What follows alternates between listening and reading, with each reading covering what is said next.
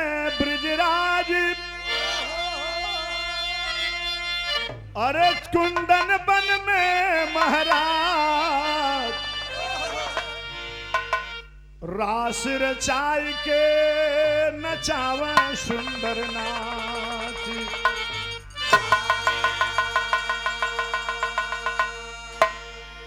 लीला धमकिया बनवारी, चढ़ के जाए कदम की डारी, कैला नाग नथैया पद कंडुक गमखा। बड़ी ही साधारण रचना है। बिरहा का प्रादुर्भाव प्रयाग में हुआ, काशी में हुआ, अकारण नहीं हो गया। जब भगवान कन्हैया रणछोड़ कहे गए, गोपी ग्वाल बाल उनके याद में सिसकते रहे। डॉक्यूमेंटेशन ऑफ बिरहा। और जहां जहां पानी की खोज में अपने पशु मवेशियों को लेकर गए, अपना साधन बना लिए, खासकर गंगा जमुना के द्वाबे में, और कोसी तक गए तो पटना से लखनऊ के बीच में बिरहा, उत्तरी नेपाल और कोसी सहरसा मधेपुरा में भगत, हिंडन और यमुना के कछार में दिल्ली के 250 किलो की सर्किल मीटर में रागिनी अहिर जाट गुजर। और यहीं के लोग जब उधर गए नर्मदा की तलहटी में, तो वहां से जो माइग्रेट होकर के रायपुर गए, वहां पंडवानी। ये बिरहा के चारों खंड। और यहाँ जो घराने हैं, इन लोगों ने अपनी शैली अपनाई। जो काशी में आदि गुरु बिहारी के घराने थे, अपनी शैली अपनाई, और वहीं से फुट करके मौला दलगजन बिहार तक की शैली अपनाई। It is researchable point. यह शोध का विषय है कि आखिर गोचारण संस्कृति करने वाले लोग एक ही समाज के लोगों से इसका संबंध गहरा क्यों है। वह संबंध महाभारत कालीन है। Professor Kamlesh Tripathi, professor Sadanand Shahi, professor Adya Tiwari, professor Namvar Singh, professor Kedarnath Singh, professor Kashinath Singh, professor Chaudhariram Yadav, दुनिया के हिंदी के बड़े विद्वानों ने जब इस सिनाप्सिस को देखी कि बेटा हम लोग कोशिश करते रहे, इसको कर नहीं पाए, और तुम इसलिए कर रहे कि इसमें जीवन तुम्हारा है। तो मैंने दादा राम कैलाश जी से पूछा, क्या औरत जो लोग गावत थी, हम लोग कहानी बनाई थी, वह धुन गाय दी थी जा हमन के समय गिरा। हीरा लाल जी को कहे बाबू भगवान कन्हैया से जुड़ल, आखिर राम के लड़ैया में ना पैबे रौड़वा, चाहे कितनो होबे बलवान, और सुनवा के लंका तोर माटी में मिल जाई, तोड़ दी है राम जी। लाले लाले घोड़वा पर लाल चढ़वैया, उजरा पर श्री भगत। कन्हैया के लिए कहा गया, कन्हैया से जुड़ा था। आज है क्या? उनके बाल लीला का चित्रण है और विरह वियोग का चित्रण है। बड़ी साधारण गीत है। भैया तो कहना कि वह गाना गा दिया, जीवन एक भूल है, गुलर का फूल है, हंसना मुरझाना प्यारे, आदम वसूल हम के भी 22 साल पहले तक इन्हें याद है। लेकिन वो समय दूसरा था, ये समय दूसरा है। वो साल दूसरा था, ये साल दूसरा है। मैं उससे अच्छी रचना आपको बताने जा रहा हूँ। कन्हैया की लीला को देखकर सखियां याद करके फूट पड़ती हैं, तो लिखना पड़ा, काछे कमर में, काछे कमर में कछनिया गिरवर धारी नाचना, काछे कमर में।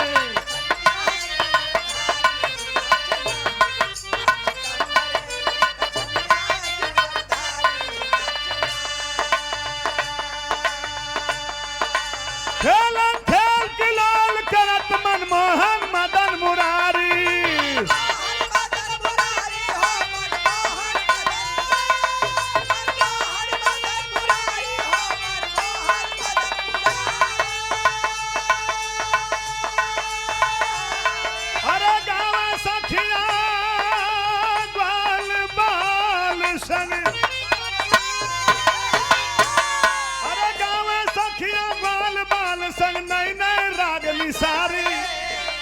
राधा प्यारी नाचे, कदम के डारी नाचे, धई के होठवा पे मुरलिया पारा पारी नाचना।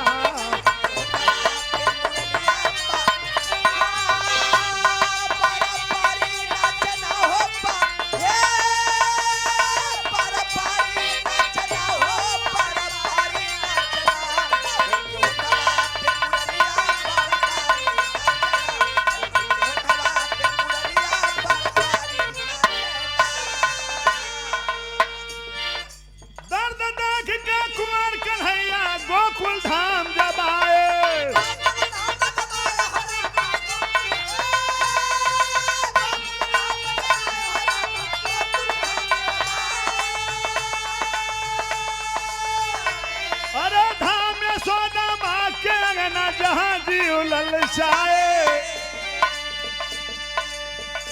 मटका फारी नाचे, कुंज बिहारी नाचे, घूम के मोरवा संग मोरनिया पारा पारी नाचना।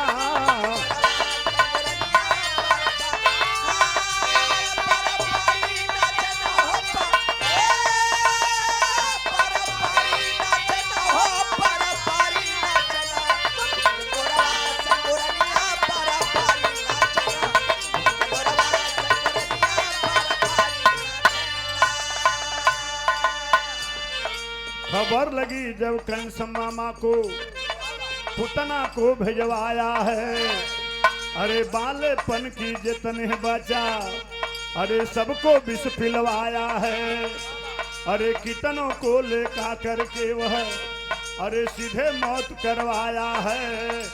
अरे पियत कन्हैया अरे मोरे रामा, पियत कन्हैया पुतनायस तन, मर गई पापिन काया है, अरे मर गई।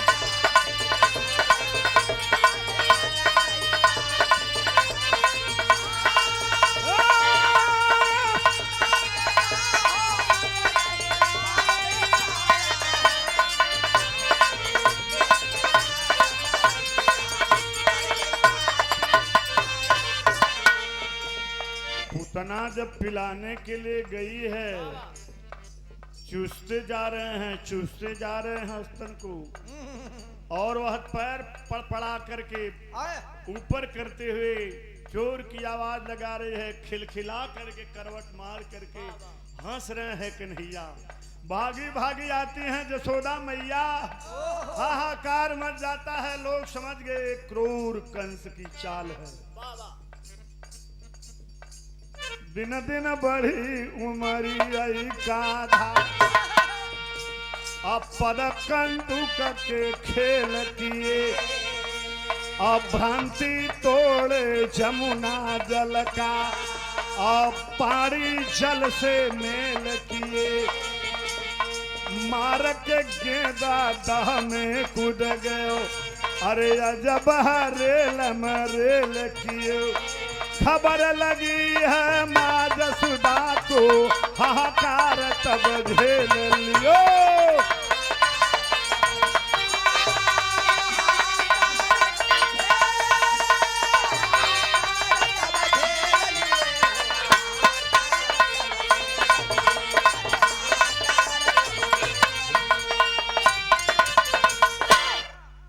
जानबूझकर गेंद मारे, उस यमुना के जल का जो कुंड था वहां कोई जाता नहीं था। काली यादव को जब मारे हैं, नी गेंद गई है नीचे, बाल बाल दौड़ते रोते गए, मैया तेरो लल्ला जब की हो, मैया तेरो लल्ला, काली धमा कूद गयो। मैया चिघारते गोकुल गांव के साथ आ रही है, इधर नट नागर गोपाल चतुर्भुज कालिया नाक के नाथ कर और पैर पर खड़े होकर बंसी बजाते मुस्कुरा रहे हैं। मैया अपने लल्ला को देख रहे हैं, जल पवित्र होता है और कांधा की लीला आगे, भ्रांतियों को तोड़ना। घमंड तोड़े इंद्रराज का, खरी गाल जाता था, अरे सुरा पान कर मदिरा के संग गौ भक्षण करवाता था। अरे एक गाय रोज कमी हो रही, अरे यदु वंश का नाता था। अरे गाय बचाए गोकुल वालो, गाय बचा लो गोकुल वालो, यही श्याम का नाता था।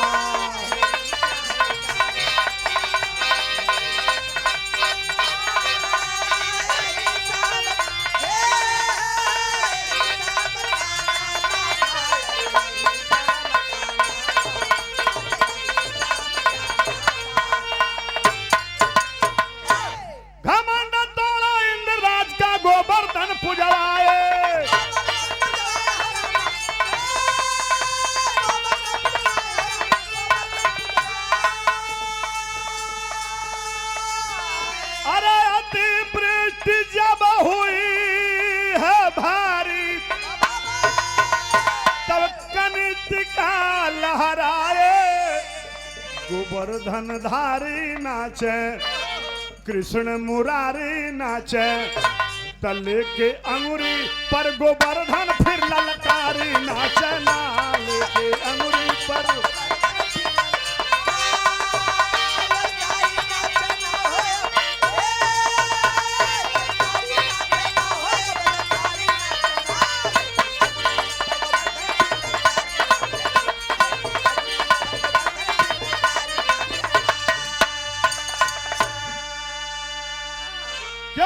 पूजा करते हो। तुम्हारे एक के घर से एक के गाय लेकर जाते हैं। गो धन वर्धन गौ संपदा में वृद्धि करो। गोवर्धन पहाड़ तेरे पशुओं को चारा देता है, तुझे जड़ी औषधि जीने का सहारा देता है, तेरे बसने के लिए छांव छप्पड़ खड़ पतवार देता है, तुझे जड़ी बूटी जैसी जीवन रक्षक दवाइयां देता है। इंद्र की पूजा बंद करो। इस पहाड़ की वृक्ष की आज जो हम वृक्ष लगाओ पूरा देश दुनिया चलत हो, वो भगवान कन्हैया उसी समय कर दिए थे। अब भगवान को और एक मिथक तोड़ना है। क्या? धर्म धर्म के युद्ध में बन के अर्जुन के रथवा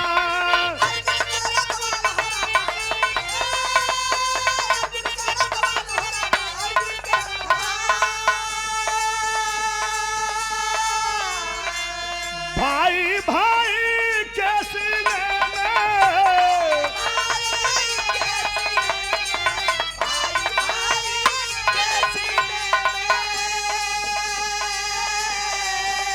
अरे लगा चमक के बाण गोवर्धन धारी नाचे कृष्ण मुरारी नाचे लीला कैला लीलाधारी कुंज बिहारी नाचना लीला कैला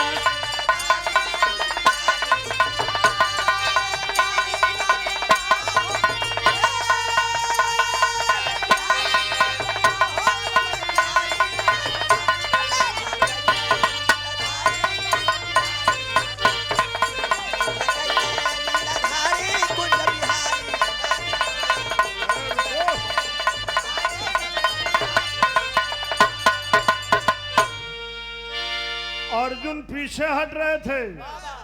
दादा को मारना होगा, काका को मारना होगा, चाचा को मारना होगा, भाई को मारना होगा। आखिरी बात है मेरे विरह का, जब ऐसा युद्ध करना होगा हे केशव, तो अब मैं युद्ध नहीं करूंगा।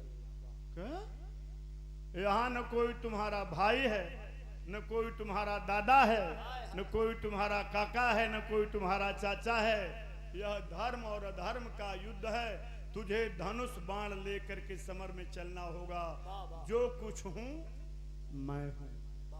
जब भगवान कन्हैया सब कुछ कर लिए, धाम गोकुल को छोड़ दिए, बने द्वारिकाधीश, तब याद कन्हैया कह कर करके रोवे नर और नारी।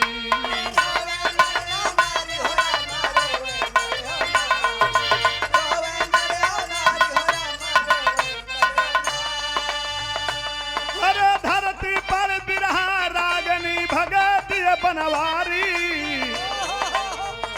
गुरु बिहारी नाचे तब बनवारी नाचे, सज गई पिरहा की फुलवारी मदन मुरारी नाचना।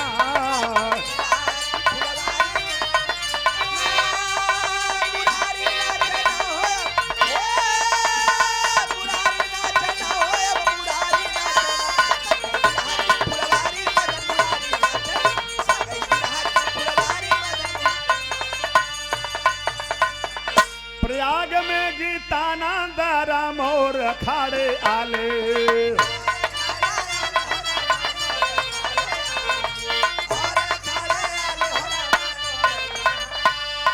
राम हित भूलू हृदय राम, राम हित भूलू हृदय राम बिरहा बेमिसाले। बिहारे मौला दल गजन की सजी कियारी नाचना।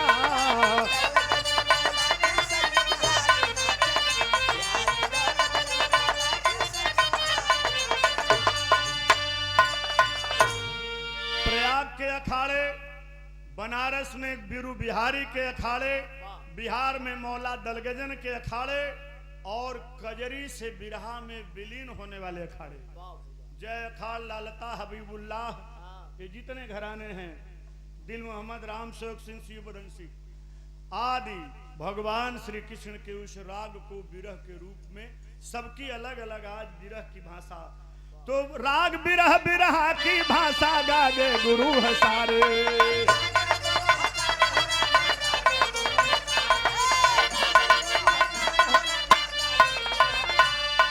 इसी जगत में काशी प्रयाग बिरहा की फुलवारे, मन्नू गाव नित भजनिया, झम झमकारी नाचना।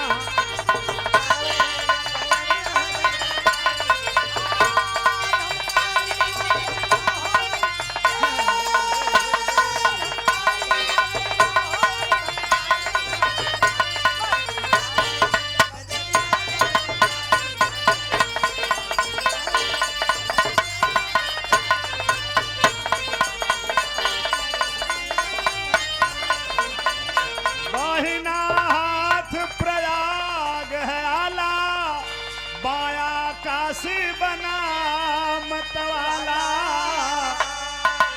बिना दुई हाथ के ना बाजल करता।